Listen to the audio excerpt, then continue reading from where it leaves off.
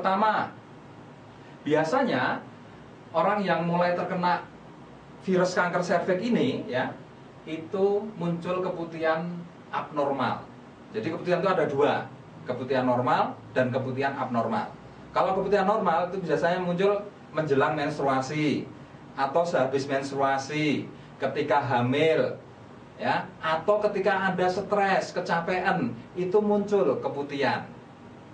Tapi itu normal. Cirinya kalau normal itu biasanya cairannya cairan bening biasa. Ya, walaupun banyak tidak apa-apa, itu masih sehat, itu hanya efek reaksi dari tubuh Anda.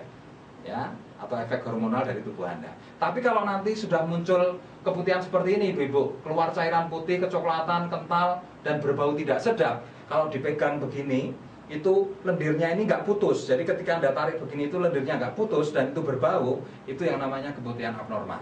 Ibu sudah harus care, harus hati-hati. Karena itu bisa jadi itu gejala yang ditunjukkan oleh tubuh bahwa ibu terkena kanker serviks atau sudah ada virus HPV yang berkembang di dalam tubuh ibu. Ya. Nah, kemudian yang kedua, sering terjadi pendarahan pada vagina. Kadang-kala muncul flek-flek. Ya. Kemudian pendarahan setelah berhubungan seks. Ya, setelah berhubungan dengan suami kok muncul pendarahan. Nah, itu juga perlu hati-hati. Kemudian rasa sakit tiap berhubungan seks. Kenapa kok sakit? Ya jelas dong, karena serviks Anda itu sudah luka. Ya, sudah luka. Sehingga ketika itu kesentuh dengan alat kelamin Bapak, ya, itu mesti akan menimbulkan rasa sakit. Dan proses peradangan itu juga nanti menimbulkan rasa sakit di sekitar tempat peradangan, ya. Kayak misalkan ibu, contoh aja jerawat. Jerawat yang mau tumbuh itu awalnya itu kan medenteng ya, kayak ada peradangan, itu sekitar jerawat itu kan sakit rasanya, kemot gitu. Nah, mungkin seperti itu bayangannya. Ya, tapi kalau ini lebih sakit lagi karena ini sudah dalam bentuk luka. Sehingga kalau kena tersentuh setiap hubungan seks, itu rasanya sakit luar biasa. Ya. Kemudian terjadi perubahan siklus menstruasi. Ya, misal menstruasi yang lebih dari 7 hari selama 3 bulan berturut-turut atau lebih. Ya, jadi contoh kayak Jupe kemarin. Ya, tahu-tahu mengalami menstruasi lebih dari 7 hari, bisa 10, bisa 15 hari, dan itu berjalan full 3 bulan. Nah, begitu dicekapkan ke dokter, sudah dikatakan atau divonis stadium 2. Nah, biasanya itu ibu-ibu, ya. Jadi hati-hati. Kemudian pendarahan di luar masa menstruasi. Ya, jadi misalkan menstruasi itu mulai tanggal 1 sampai tanggal 10. Ya, keluar tanggal 1, selesai tanggal 10. Berarti tanggal 10 sampai tanggal 30-nya itu berarti Anda tidak ada pendarahan sama sekali. Tapi kemudian misalkan tanggal 15 keluar darah. Nah, itu juga itu yang dinamakan pendarahan di luar menstruasi.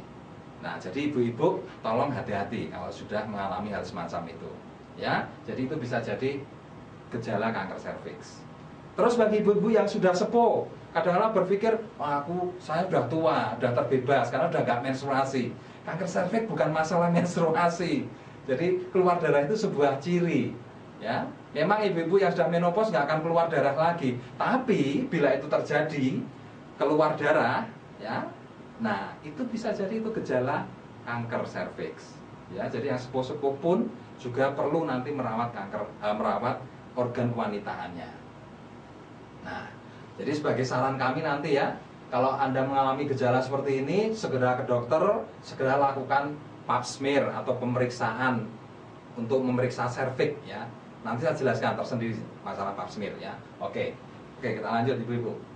Sudah jelas ibu-ibu sebelum saya lanjutkan? Ya, oke, sudah jelas ya.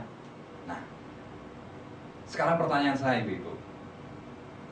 Misalkan ada di antara gejala ini yang sudah terjadi pada diri Anda, ya, tapi Anda mengabaikan, nggak masalah, misalkan begitu, Anda abaikan gejala-gejala yang muncul seperti itu. Nah, sekarang efeknya apa? Kalau itu Anda abaikan, nah, efeknya seperti ini, ibu-ibu. Nah, Anda bisa lihat. Ini contoh operasi jika seorang sudah mengalami penyakit kanker serviks. Nah, ini contoh operasi pemotongan mulut rahim. Nah, ini nanti dipotong ibu-ibu. Nah, coba Anda bisa bayangkan. Tubuh sudah memberitahu Anda ya ada sebuah gejala yang mungkin karena berbagai hal saya tidak tahu ya, tapi biasanya orang itu takut kalau sudah muncul gejala itu biasanya takut pada biaya, karena sudah jelas Anda memang harus keluar biaya kalau sudah ada gejala seperti itu. Tapi kalau Anda nggak berani berkorban, ibu-ibu, ya demi kesehatan Anda tidak berani berkorban, nah resikonya seperti ini, ibu-ibu. Ini malah lebih mahal, ya. Anda sudah dipotong serviksnya seperti ini, masih dikatakan oleh dokter Anda masih beresiko, belum tentu sembuh. Karena banyak yang terjadi, sudah terjadi pemotongan kanker serviks 2-3 tahun ke depan muncul lagi kankernya. Ya nggak tahu kankernya udah nyerang di kantung kemihnya, atau nyerang di ususnya, atau sudah nyerang di tulang belakangnya, ya pasti akan muncul lagi. Nah itu sebetulnya yang seharusnya ibu-ibu pikirkan. Nah sehingga ibu-ibu bisa ketika ada gejala, ya bisa mengambil langkah-langkah awal yang nantinya bisa mencegah hal ini terjadi pada diri Anda. Ya jangan sampai ini terjadi pada diri Anda. Nah, karena ini tidak cuma harta benda yang habis, tapi nyawa juga habis. Ya bisa hilang, penderitaan luar biasa. Ya, ibu-ibu ya. Nah ini sekedar contoh saja, saya tidak menakut-nakuti Anda, tapi ini contoh resiko yang sebenarnya yang bisa terjadi pada diri Anda. Oke, saya lanjutkan. Nah sekarang apa sih pemicu dari kanker serviks itu? Ya, sehingga ketika Anda dikatakan beresiko, apa pemicunya? Nah, pemicunya seperti ini, ibu-ibu. Makan makanan yang mengandung pengawet, pewarna, pemanis, dan perasa buatan. Ya, makanan cepat saji yang sekarang tersedia itu rata-rata menggunakan seperti ini. Nah, kemudian makan sayur dan buah yang tercemar pestisida. Nah, sekarang sulit Anda mendapatkan buah atau sayur yang murni organik itu sulit sekali. Ya, karena terus terang saja, dunia pertanian itu kalau nggak ada pestisida, itu sulit sekali panen sekarang ini. Karena yang namanya hama penyakit itu luar biasa di dunia pertanian, ya. Dan itu hancurnya hanya dengan pestisida. Nah, kemudian membersihkan kualitas dengan air yang tercemar bakteri dan jamur. Nah, nanti bisa dilihat sumur kita, air kita, itu ada bakterinya atau tidak. Nah, kemudian pembalut yang mengandung klorin, berganti-ganti pasangan seksual. Terus terang ibu-ibu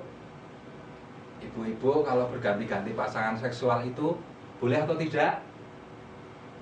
Oke ya, tidak boleh. Ya, jangan sampai. Yang diperbolehkan apa ibu-ibu? Ganti apa ibu-ibu? Ya, berganti tempat itu boleh. Yang tadinya di atas tempat tidur, nah untuk sensasi di kolong tempat tidur atau di dapur, ya berganti-ganti tempat boleh, tapi jangan sampai berganti-ganti pasangan ya. Oke, luar biasa. Nah, kemudian merokok itu juga memicu kanker, ya. Kemudian penyakit keputihan, ya walaupun itu normal, kalau itu sering muncul di dalam diri Anda, nah tolong Anda juga harus mulai care, harus mulai perhatikan bahwa itu bisa menjadi sumber penyakit kanker Anda, ya. Oke. Nah ini contoh air yang tercemar ibu-ibu ya. Air kita sekarang sungai sudah full sampah.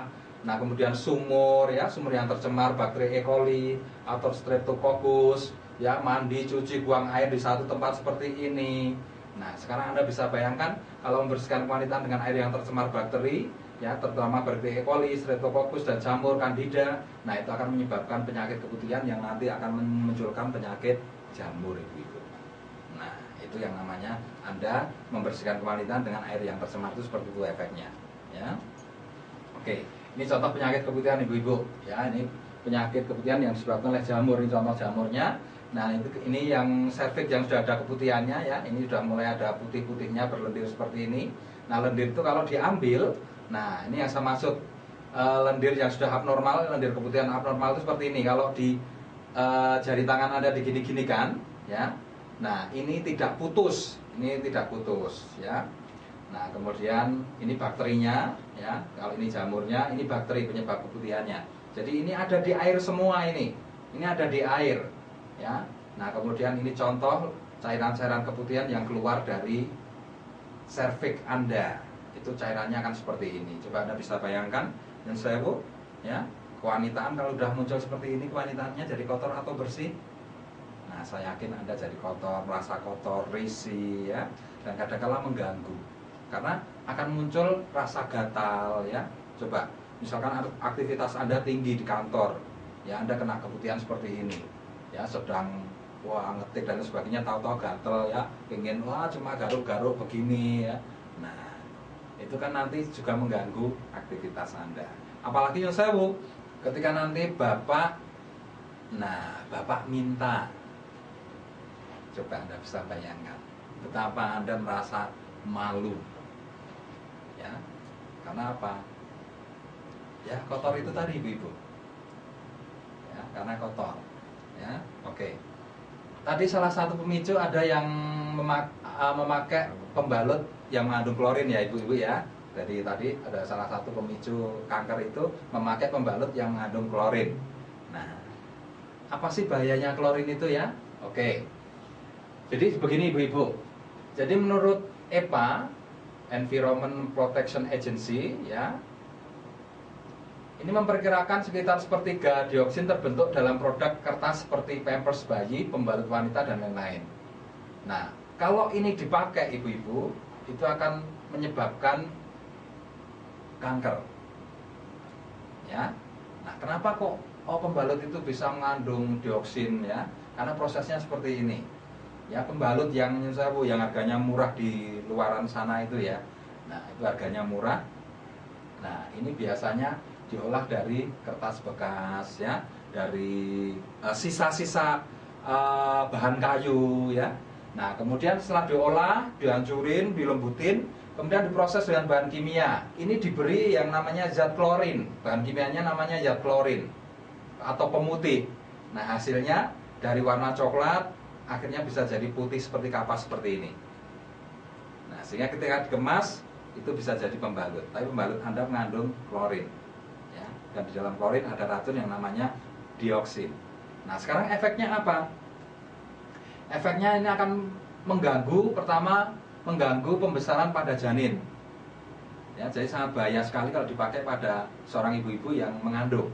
Ya, kemudian memberikan gangguan hormon, ya, dan cacat lahir, ya, cacat mental, ya, anak bisa jadi idiot dan lain sebagainya. Ya, anggota tubuh yang menjadi tidak sempurna atau cacat seperti ini ya, tubuhnya double, mukanya double dan lain sebagainya. Nah, kemudian yang sekarang ini terlihat, ya sangat terlihat pada anak-anak kita yang kelihatannya normal, itu adalah sistem kekebalan tubuh yang menjadi rendah. Anak-anak sekarang berbeda dengan anak-anak zaman kecil ibu-ibu dulu. Ya, anak-anak sekarang ini berbeda dengan zaman kecil ibu-ibu dulu. Ya, kalau dulu sewaktu mbah-mbah atau ibu-ibu dari ibu ya atau mbah kita dulu itu kan belum mengenal yang namanya pampers, belum mengenal yang namanya pembalut ya. Mereka hanya menggunakan kain untuk pas waktu menstruasi, menggunakan kain. Efeknya apa? Jenengan istilahnya mandi di sungai, jenengan hujan-hujanan dan lain sebagainya, jenengan tidak kena penyakit. Ya, jarang sekali Anda terkena penyakit flu atau penyakit yang lainnya. Tapi coba anak sekarang, hujan-hujan sebentar, main di tempat panas sebentar, pulang sudah badannya panas, sudah lemah, ya, sudah loyo, sudah terkena batuk, sudah terkena flu dan lain sebagainya. Itu yang namanya sistem kekebalan tubuh menjadi lemah di situ. Nah, itu contoh. Nah, itu yang terjadi pada anak sekarang, ya, karena efek dari dioksin tadi. Nah, kemudian kadang-kala bayi menjadi idiot. Nah, dan yang lebih parah lagi memunculkan kanker serviks. Ya, oke, saya lanjutin.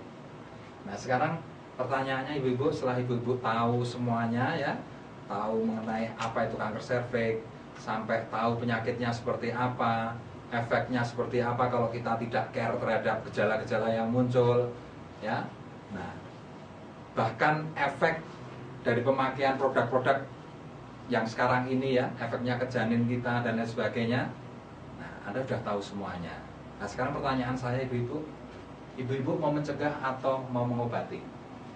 Artinya begini ibu-ibu, kalau ibu-ibu mau mencegah, itu artinya ibu-ibu berupaya untuk tidak kena sakit. Tapi kalau ibu-ibu menunggu untuk mengobati, artinya apa? Ibu membuktikan dulu, ibu harus sakit dulu. Ya, pilih yang mana? Oke, saya yakin ibu-ibu pengen mencegah ya. Oke. Nah, sekarang bagaimana cara mencegah? Yang pertama, lakukan pap smear atau IVA secara rutin, minimal 1 tahun sekali. Kemudian memakai vaksin HPV terutama untuk yang masih gadis, ya, anak gadis. Kemudian tidak bergonta-ganti pasangan, ya, yang boleh bergonta-ganti tempat, ya. Kemudian menjaga pola hidup sehat, menjaga pola makan kita. Kemudian yang kelima, yang terpenting ini ibu-ibu, menjaga kebersihan dan kesehatan organ kewanitaan. Ini yang terpenting, ya, karena sumber penyakitnya nanti berawal dari tidak mau menjaga kebersihan, ya. Maka dalam agama Islam dikatakan kebersihan itu sebagian dari iman. Nah, nilainya sangat tinggi sekali yang namanya kebersihan itu. Oke, saya jelaskan satu persatu ibu-ibu.